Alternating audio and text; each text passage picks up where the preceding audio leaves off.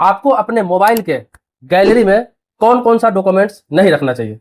आधार card, PAN card, bank का passbook, passport, bank का statement, ATM card, credit card, cheque का photo, QR code, loan documents हो गया, property के कागजात, अपना सिग्नेचर, बैंकिंग स्क्रीनशॉट, ये सब जितने भी चीजें मैंने आपको बताया है, ये कोई भी चीज आप अपना मोबाइल के गैलरी में फोटो खींच के ना रखें।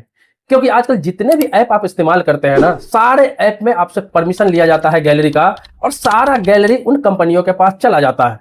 इसीलिए आजकल बहुत ज्यादा फ्रॉड बढ़ गया हुआ है, स्कैम बढ़ गया हुआ है, और लोगों को समझ में नहीं आता है कि उनका डिटेल्स अगले के पास गया कैसे। ये नहीं कि सारे ऐप से फ्रॉड होता है, लेकिन बहुत सारे ऐप ऐसा है जो परमिशन आपसे लेके आपका डाटा कहीं और बेच देते हैं, क्योंकि उनको भी अलग अलग तरीके से पैसे बनाने हैं। इसीलिए अपना डाटा आपको सुरक्षित करना अपने हाथ में है। अब आप सोचेंगे कि अपना डॉक्यूमेंट्स इमरजेंसी के लिए कहां रखें, तो गैलरी के अलावा भी मोबाइल में बहुत सारे ऑप्शन होते हैं जहां पर आप अपना डॉक्यूमेंट्स रख सकते हैं। जैसे बहुत सारे मोबाइल में सिक्योर फोल्डर होता है, वहां पर आप रख सकते हैं। जब आप परमिशन देते हैं, अलाउ करते हैं किसी भी ऐप में, तो आपका सिक्योर फोल्डर का जो चीज होता है एक्सेस नहीं हो पाता है। इसके अलावा आप क्लाउड में रख सकते हैं। इसके अलावा आसान ऑप्शन है कि आप अपने ईमेल में रख सकते हैं सेव करके।